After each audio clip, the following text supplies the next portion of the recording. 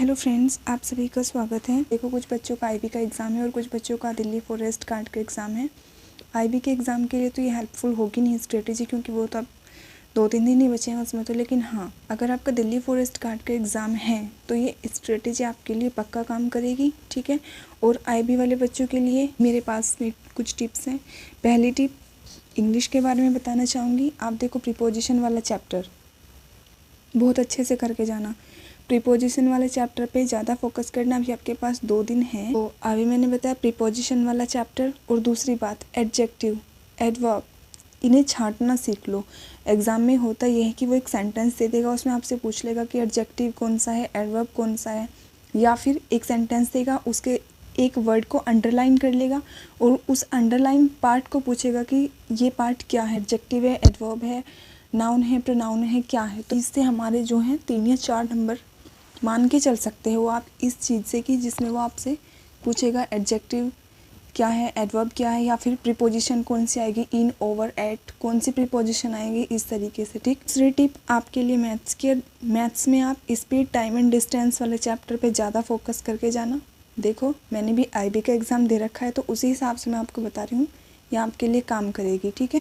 और तीसरी चीज़, अब जितना आपको पढ़ना था आप पढ़ चुके हो। डिमोरलाइज़ होने की ज़रूरत नहीं है कि मेरा ये नहीं हुआ, मेरा वो नहीं हुआ, या फिर ये छूट गया, वो छूट गया। थोड़ी बहुत चीज़ जैसे मैं एडिशनल में बता रही हूँ, अगर आपने नहीं किया तो कर लो, कोई प्रॉब्लम नहीं है। अदरवाइज़ आपने पहले से कर रखी है, so well and good, no problem. आराम से एग्ज़ाम देने जाओ। आईबी का एग्ज़ाम देखो, इतना हार्ड एग्ज़ाम नहीं आता है, बहुत ईजी एग्ज़ाम आता है। मतलब एकदम बेसिक लेवल के क्वेश्चंस होते हैं इसमें। तो उसमें तो ग्रामर की इंग्लिश तक पूछ ली थी, मतलब ग्रामर की स्पेलिंग ठीक करो। 4 ऑप्शन से रखे, GRAMMER, GRAMMAR, GRAMAR, GRAMER, इस तरीके से। तो जो कंफ्यूजिंग वर्ड्स हैं ना, इन्हें भी देख के जाना, ठीक है। और कहाँ से करोगे आप इन्हें, अगर आपके पास नीतू सिंह की बुक है उसमें से देख लो, ये पक्का हेल्प करेंगे। जो ये ऐसी चीज़ें हैं जो आपके एग्ज़ाम में आनी ही आनी है, तो इन्हें देख के जाना। आईबी वाले बच्चों, आपके लिए मेरे पास इतना ही था, तो आप जा सकते हो। अब बात करेंगे हम जिनका एग्ज़ाम दिल्ली फॉरेस्ट गार्ड का है उनके लिए। देखो, स्ट्रेटेजी होती इसलिए है कि आपने एक बार कम से कम अपना कोर्स कंप्लीट कर रखा हो, आप अपने सिलेबस से, आप अपने कोर्स से एक बार गो थ्रू हो चुके हों, उसके बाद स्ट्रेटेजी पे आना बेटर होता है। सो अगर आप लोगों ने एक बार अपना सिलेबस कवर कर रखा है, आप लोगों को ठीक से आइडिया है चैप्टर में कौन से क्वेश्चंस होते हैं, किस टाइप के क्वेश्चन होते हैं, ठीक है, तो फ़ायदा है इस वीडियो को देखने का, अदरवाइज़ फ़ायदा नहीं है। तो चलो स्टार्ट करते हैं। सबसे पहले रीजनिंग उठाओ। रीजनिंग में कैलेंडर, क्लॉक एंड रैंकिंग, ये 3 चैप्टर्स मेरे कहने से अपनी प्रिपरेशन में ऐड कर लो। इनके बेसिक क्वेश्चंस कर लो, ठीक है। अब करोगे कहाँ से, जिन्होंने पहले कर रखा है उनको तो कोई प्रॉब्लम है नहीं, वो जहाँ से उन्होंने पहले किया वहीं से ही करो, ठीक है। और जो नए हैं, यूट्यूब पे जाना, अपनी एक क्लास कैलेंडर की देख लो, जिसमें मतलब मेरा कहने का मतलब ये है कि जिसमें उसने सभी टाइप्स कवर करा रखी हों, वो वीडियो देख लो, टाइम कम ले रखा हो, ठीक है। ये 3 चैप्टर्स हो गए, इन्हें कर लेना, ठीक है। और बाकी आप अपनी प्रैक्टिस करते रहो। चलो, तो एक दिन रीजनिंग के नाम का, एक दिन हो गया रीजनिंग के लिए, ठीक है। चलो, अब बात आती है मैथ्स की। मैथ्स में आप जो आपको ज़्यादा फोकस करना है, किस किस पे करना है, जिस ऑर्डर में मैंने लिखे हैं उसी ऑर्डर में इन चैप्टर्स को उठाना। सबसे पहले उठाओ परसेंटेज करो। सेम वही फंडा, जिसने कम टाइम में मैक्सिमम टाइप्स करा रखी हो वो वीडियो देखो। मैक्सिमम जो 2 घंटे की वीडियो होगी, मैक्सिमम 2-2.5 घंटे की वीडियो बहुत होगी एक चैप्टर के लिए, समझ रहे हो। एक चैप्टर के लिए जो 2-2.5 घंटे के आसपास की वीडियो होगी वो वीडियो देखो, ठीक है। तो वहाँ से आप अपने ये बेसिक क्वेश्चंस कवर कर लो, क्योंकि इतना हार्ड लेवल नहीं आएगा फॉरेस्ट गार्ड के एग्ज़ाम में मैथ्स के क्वेश्चन का, ठीक। सबसे पहले परसेंटेज उठाओगे। एक दिन में परसेंटेज के लिए मान के चल रही हूँ, वहाँ से वीडियो देखी, 3 घंटे अपनी वीडियो में लगा दिए। अब वीडियो देखने के बाद उस वीडियो को कर दो बंद और अपनी बुक उठा के प्रैक्टिस करो। प्रैक्टिस कहाँ से करोगे, RS अग्रवाल की बुक सबके पास होगी जो बच्चे तैयारी कर रहे हैं। तो 2.5-3 घंटे की आपने एक वीडियो देख ली, उसके बाद में अपना 1 घंटा या फिर आधा घंटा, जितना भी आपके पास टाइम है, जितना आप डिवोट करना चाहते हो, उतनी प्रैक्टिस की। इसी तरह नेक्स्ट डे आप प्रॉफिट एंड लॉस करोगे। स्पीड, टाइम एंड डिस्टेंस ज़्यादा फोकस करना है इस चैप्टर पे। फिर एवरेज और टाइम एंड वर्क, इन दोनों के लिए मैं 1 दिन दे रही हूँ। 1 दिन में ही आपको दोनों चैप्टर निपटाने हैं, क्योंकि इनमें कोई ज़्यादा टाइप्स नहीं है। और SI एंड CI के लिए 1 दिन, तो कितने दिन हो गए, 5 दिन हो गए, ठीक है। 5 दिन में 6 चैप्टर कंप्लीट हो जाने हैं, ठीक। टाइम कितना जा रहा है आपका डेली का? 3 घंटे। 3 घंटे तो जा रहे हैं, ठीक है। चलो अब इंग्लिश पे आओ। कैसे इस टाइम को डिस्ट्रीब्यूट करोगे वो भी मैं आपको बताऊंगी। इंग्लिश में सबसे पहले जो मैंने आईबी वाले बच्चों को बताया है, एडजेक्टिव, एडवर्ब, ये कैसे छांटने हैं, ये छांटना देखो। एडजेक्टिव क्या होते हैं, एडवर्ब क्या होते हैं, आपको पता होना चाहिए। नीतू सिंह की बुक से कर लो, या तो आपके पास तो टाइम है, आप इन्हें अच्छे से कर सकते हो, या फिर वही फंडा है, यूट्यूब पे जाओ, एडजेक्टिव और एडवर्ब छांटने सीख लो वहाँ से, ठीक है। मैक्सिमम इसमें 15 मिनट का काम है ये एडजेक्टिव और एडवर्ब को सिलेक्ट करना कि कौन सा एडजेक्टिव है, कौन से पार्ट में एडवर्ब है। फिर वन वर्ड करने हैं, इडियम्स एंड फ्रेजेस करने हैं। एंटोनियम सिनोनियम का अभी टाइम नहीं है, कैसे करने हैं वो मैं बता दूंगी थोड़े बहुत मेन बेसिक से। सो इंग्लिश में क्या करोगे, एडजेक्टिव, एडवर्ब, इनको छांटने सीखने हैं। प्रीपोजिशन वाला चैप्टर करना है। वन वर्ड और ईडियम एंड फ्रेजेस करने हैं। वन वर्ड और ईडियम और फ्रेजेस बहुत इजी होते हैं। वन वर्ड में तो ऐसा है, अगर एक बार ऐसे रीड भी कर लिया ना तो भी आपके माइंड में कुछ ऑटोमेटिकली सेट हो जाएंगे कि ऑप्शंस देखोगे तो आपको पता चल जाएगा ऑप्शन एलिमिनेशन मेथड से कि हाँ ये नहीं हो सकता, ये नहीं हो सकता, ठीक। ईडियम्स में होता ये है कि ईडियम्स में आप उस चीज़ को अंडरस्टैंड कर सकते हो थोड़ा सा, तो उससे आपको ऑप्शन से आइडिया हो सकता है, ठीक है। अगली बात करेंगे जीएस की। जीएस में देखो करना क्या है, तो मैंने रीजनिंग का बता दिया कहाँ से करना है, इंग्लिश बता दी और मैथ्स बता दिया। अब जीएस में करना क्या है, लास्ट 1 ईयर के करंट अफेयर। सुनो, भाग मत जाना कि 1 साल की करंट अफेयर कौन करेगा बच्चे हुए टाइम में, बताऊंगी। 1 साल की करंट अफेयर में मैक्सिमम 500 से 600 क्वेश्चन होंगे सिर्फ, ठीक है। तो इतने तो करने ही पड़ेंगे। 1 साल की करंट अफेयर ये करनी है। ये बाकी का काम ल्यूसेंट से करना। ल्यूसेंट में सबसे पीछे जाना, सबसे पीछे देखना, विविध वाला एक पोर्शन मिलेगा, उसमें ये टॉपिक देखना, विभिन्न देशों की संसद, ठीक है। तो इन टॉपिक्स पे टिक कर लो। अभी अपनी बुक खोल के टिक लगाते हुए चले जो आपको अब याद करनी है, जिन पे ज़्यादा फोकस देना है। विभिन्न देशों के संगठन और उनके मुख्यालय, जैसे कि जेनेवा का हेडक्वार्टर कहाँ पे है, या फिर इसके एस्टेब्लिशमेंट भी देखने लेना कुछ की, ठीक है। आईएमएफ का कहाँ पे है, इस तरीके से। शोध संस्थान, लोक नृत्य वाले पॉइंट पे टिक करो। उसके बाद समाधि स्थल, महात्मा गांधी का समाधि स्थल कौन सा है, इन पे टिक करो। उसके बाद कप और ट्रॉफी, उसके बाद देशों के राष्ट्रीय खेल, उसके बाद खेल परिषद। जैसे कि एरिना शब्द किस खेल से संबंधित है, इस टाइप के क्वेश्चन आते हैं। स्पोर्ट्स से रिलेटेड जो टर्मिनोलॉजी होती है इन्हें या तो लूसेंट से कर लो, अदरवाइज यूट्यूब से कर लो, कोई दिक्कत नहीं है, ठीक है।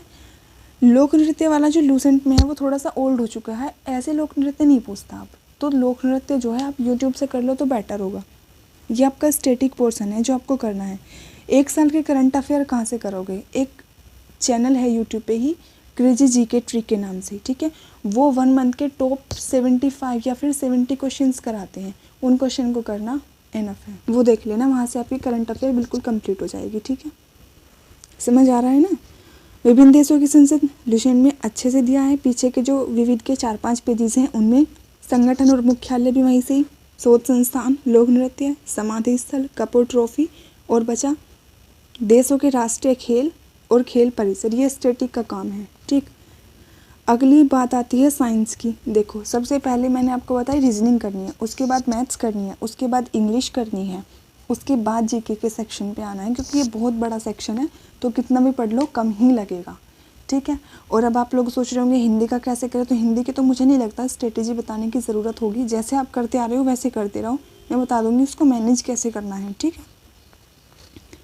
साइंस में ह्यूमन डिजीज़, जो मानव के रोग हैं, लुसेंट में ठीक से दे रखा है, चार्ट बना के उस चार्ट को याद कर लो। चिकित्सा संबंधी आविष्कार ये करनी है, लुसेंट में दे रखा है। विटामिन की कमी से होने वाले रोग ये भी करना है। अब विटामिन की कमी से होने वाले रोग करने हैं, ठीक है। कौन से विटामिन की कमी से कौन से रोग होते हैं, स्रोत छोड़ देना, वो नहीं पूछते हैं। और इनके रासायनिक नाम भी याद करना साथ के साथ, वहीं पे लिखे हुए हैं। विटामिन बी का रासायनिक नाम क्या है, विटामिन ए का रासायनिक नाम क्या है। और ये जो मानव रोग है ना, पता होना चाहिए कौन सा प्रोटोजोआ से होने वाला रोग है, कौन सा वायरस से होने वाला रोग है, कौन सा बैक्टीरिया से होने वाला रोग है, ठीक है। ये सब ध्यान रखना। तत्वों की कमी से उत्पन्न रोग ये भी लुसेंट में दे रखा है। गुणसूत्र मच्छर में कितने होते हैं, एरिस्कस में कितने होते हैं, मधुमक्खी में कितने होते हैं, ये चार्ट दे रखा है उस पे साइड में। अगर आप लोग बोलोगे तो मैं एक वीडियो इसी पे बना दूंगी कि कहाँ से क्या चीज़ करनी है, ठीक है। मैं उसमें सोर्स भी आपको दिखा दूंगी, ठीक है। अदरवाइज़ आप देखना तो सही, बुक को खोल के मिल जाएंगे, ऐसी कोई प्रॉब्लम नहीं है इसमें। पीएच वैल्यूज़ पता होना चाहिए, ठीक है। ये साइंस का काम हो गया। उसके बाद पॉलिटी में है प्रमुख समितियाँ। प्रमुख समितियाँ डरो मत कि वो मैं इतनी लकड़ वाला समिति, इतनी बड़ी बड़ी समिति बताऊंगी, नहीं। देखो मैं बार बार लूसेंट क्यों गा रही हूँ, क्योंकि लूसेंट को ही मैं अपना रेफरेंस मान के चल रही हूँ कि आपने जीएस की तैयारी वहीं से ही की होगी, क्योंकि मैक्सिमम बच्चे जो हैं वहीं से ही तैयारी करते हैं। तो इसमें मैं आपको बता रही हूँ कि आपको उस टाइम पे क्या पढ़ना चाहिए। अगर आपने पहले से नहीं पढ़ रखा है, पहले से पढ़ रखा है, उनका तो जिक्र है ही नहीं, ठीक है। जिन्होंने नहीं पढ़ा है उनके लिए क्या हो कि उनका एग्ज़ाम जो है क्रैक होने की पॉसिबिलिटी बढ़ जाए। प्रमुख समिति में वही है कि संचालन समिति के अध्यक्ष कौन थे और जो प्रारूप समिति के अध्यक्ष कौन थे, भीमराव अंबेडकर साहब। इस टाइप के जो 5-7 समिति दी हुई है ना, वो चार्ट बना के दे रखा है रेड कलर में, उसको कर लेना, ठीक। अनुसूचियाँ करनी है, ठीक है, सारी। विदेशी स्रोत, कौन सी चीज़ कहाँ से ली है, ये यूट्यूब पे डाल के देखना, कोरिलेट करके याद कर लो, ठीक है। विदेशी स्रोत भी वहीं से। संविधान के भाग, जैसे मौलिक अधिकार कौन से भाग में है, ये एक रेड कलर का चार्ट बना रखा है लूसेंट में ही, वहाँ से करना है, भाग पता होना चाहिए, ठीक है। उसके बाद आर्टिकल, इम्पोर्टेंट आर्टिकल्स कौन कौन से हैं, देखो इम्पोर्टेंट आर्टिकल्स पे तब जाना जब ऊपर की जो चीज़ें बताई हैं ना ये सब याद हो जाए, वरना इम्पोर्टेंट आर्टिकल्स को भी टच मत करना।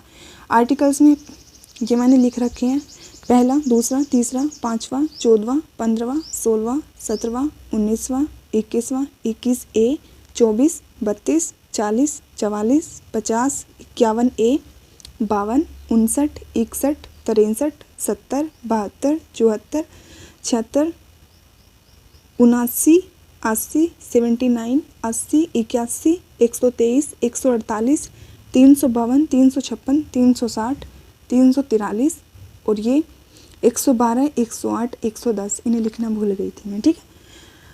इतना काम हो गया। उसके बाद संसद की समिति, जो वित्तीय समिति है उसमें 2 समिति देखना, सिर्फ प्राक्कलन समिति और लोक लेखा समिति। इनमें देखोगे क्या, इनमें सिर्फ ये देखना है कि जुड़वा समिति कौन सी होती है। क्वेश्चन आ जाता है प्राक्कलन समिति की जुड़वा बहन कौन सी होती है, एक क्वेश्चन तो ये बन गया। और एक क्वेश्चन बनता है इस तरीके का कि कौन सी समिति में केवल राज्यसभा के मेंबर हो सकते हैं या फिर लोकसभा के मेंबर हो सकता है, इस टाइप का। अब जो संविधान संशोधन है वो मैंने लिख रखे हैं, 1st, 7th, 12th, 16th, 21st, 24th, 31st, 42, 61st, 69, 73, 84, 86, 92, 101, 103, ये करने हैं संशोधन। अब पॉलिटी में काम बहुत सारा है, तो सबसे पहले क्या करना है, समिति, अनुसूची, विदेशी स्रोत और भाग, इन 4 को याद करके फिर आना वित्तीय समिति, प्राक्कलन समिति और लोक लेखा समिति, इनके बारे में पढ़ लेना बस। अब बुक कर देना यहाँ से बंद, ठीक है। इसके बाद फिर जो आगे जाओगे वो जाना इकोनॉमिक्स वाले सेक्शन पे, उसमें से पढ़ना पंचवर्षीय योजना। क्या पढ़नी है इकोनॉमिक्स में से, सिर्फ पंचवर्षीय योजना। पंचवर्षीय योजना में भी क्या पढ़ना है कि कौन सी योजना में इस्पात कारखाने लगाए, कौन सी योजना में गरीबी हटाओ का नारा दिया गया, ठीक है, कौन सी योजना कौन से मॉडल पर आधारित थी, बस ये चीज़ें, ठीक। उसके बाद ज्योग्राफी में क्या पढ़ोगे, ज्योग्राफी में पढ़ना विश्व की जल संधि, जल डमरू मध्य, ये टॉपिक करना। और राजधानी वाला, अगर आपसे पहले आपने राजधानी और मुद्रा वाला टॉपिक नहीं पढ़ा है तो उसे छोड़ देना, ठीक है, क्योंकि बहुत सारी हैं, उसे पढ़ने के लिए 1 नंबर के आएंगे अगर आई मैक्सिमम टू मैक्सिमम। तो ये सब बात की बातें हैं जिन्हें मैं छोड़ने के लिए बोल रही हूँ, ठीक है, तो इसे छोड़ देना। भारत के प्रमुख दर्रे ये करनी है, भारत के प्रमुख दर्रे, झील, क्रांति, हवाई अड्डे, बंदरगाह, परियोजना, नदी किनारे, प्रमुख नगर। इन टॉपिक्स को नोट कर लो या फिर बुक खोल के अभी इनमें टिक लगा लो, ठीक है। ये काम 2 दिन का काम होगा, मैक्सिमम 3 दिन का काम होगा, 4 दिन का होगा, इतने में तो कर ही सकते हो। फिर इसके बाद जाना हिस्ट्री पे। हिस्ट्री में क्या करोगे, हिस्ट्री में इम्पोर्टेंट जो तुम्हें खुद लगे, तुम पहले से जानते हो, तुमने पहले से पढ़ रखा है, सिर्फ उसको रिवाइज करो, फालतू कुछ मत पढ़ो हिस्ट्री में, ठीक। उसके बाद में फिर जो ये बचा हुआ पोर्शन है ना, जो मैंने अभी बताया है, इन टॉपिक्स को कर लेना अगर टाइम बचता है तब। हो गया ना फाइनल, बता दिया मैंने सब कुछ। अब इसके बाद आते हैं आपके पर डे के प्लान पे, ठीक है। आप किस तरह से अपने टाइम को जो है मैनेज करोगे। देखो आज है 14 फरवरी जब मैं ये वीडियो रिकॉर्ड कर रही हूँ, ठीक है। एग्ज़ाम है आपका 1 फरवरी को, ठीक है। बिल्कुल एग्जैक्ट 15 दिन मान के चल सकते हो आप अपने एग्ज़ाम के, ठीक। ठीक है। तो ये आप इसमें थोड़ा बहुत अपने हिसाब से जो है मॉडिफिकेशन कर लेना, जहाँ ज़रूरत समझो वहाँ पे। मैं सिर्फ ये बेसिक रफली आइडिया आपको दे रही हूँ। देखो 15 फरवरी को करना क्या है, 15 फरवरी में करोगे क्लॉक, कैलेंडर और रीजनिंग, ठीक, और साथ में हिंदी। टोटल मैं अपनी तरफ से 4 घंटे मान के चल रही हूँ पर डे के हिसाब से आपकी पढ़ाई के, ठीक। लेकिन मेरा सजेशन ये है कि मिनिमम 5 घंटे तो आप दो, क्योंकि 15 दिन एग्ज़ाम के हैं, ठीक है। तो 5 घंटे तो होने चाहिए। मैं अपनी साइड से 4 घंटे का प्लान ले रही हूँ। इसमें आप अपने हिसाब से टाइम को बढ़ा लेना या फिर कम कर लेना, वो आपके ऊपर डिपेंड करता है, ठीक है। 15 फरवरी को करना है क्लॉक, कैलेंडर, रीजनिंग और हिंदी। 4 घंटे का मैंने टाइम लिया है इसके लिए। 16 फरवरी को फिर परसेंटेज उठाना, हिंदी अपनी करते रहना साथ के साथ। देखो अब ये 3 आधा आधा क्या है, 3 घंटे मैंने माने हैं परसेंटेज के लिए, आधा घंटा फिर आपके क्वेश्चन प्रैक्टिस करोगे और आधा घंटा फिर हिंदी पढ़ोगे, ठीक है। 17 फरवरी को चैप्टर उठाओगे प्रॉफिट एंड लॉस, और फिर रिवीजन किसका करना, रिवीजन जो क्लॉक, कैलेंडर, रीजनिंग, परसेंटेज और हिंदी ये सब पढ़ते हुए आ रहे हो इनका। या फिर अगर हिंदी आपकी बची हुई है तो हिंदी का करना। परसेंटेज में क्या करना है, बेसिक फॉर्मूले देखने हैं, एक बार टाइप्स पे नज़र मारनी है। क्लॉक में तो एक बार मेथड समझ लिया, दिक्कत नहीं आनी है। रैंकिंग में भी कोई दिक्कत नहीं आनी है। कैलेंडर में कोड याद कर लिया, जो मंथ का कोड होता है, ठीक है। लीप ईयर कैसे निकालते हैं, 10 मिनट में सारा हो जाना है ये। और हिंदी आप कर ही रहे हो साथ में, तो इसको मैंने डिस्ट्रीब्यूट किया है 3 और 1 घंटे में, ठीक है। 18 फरवरी को उठाओगे स्पीड, टाइम एंड डिस्टेंस, 3 घंटे का टाइम दे रही हूँ इस चैप्टर को भी, साथ में 1 घंटा रिवीजन का।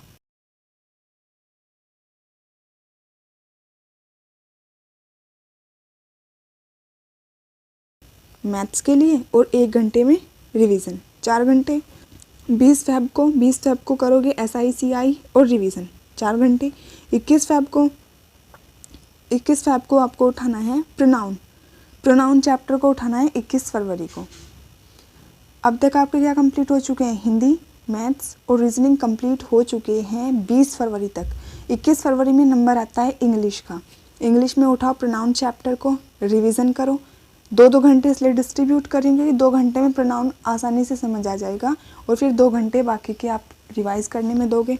22 फरवरी को ईडीएम उठाने हैं।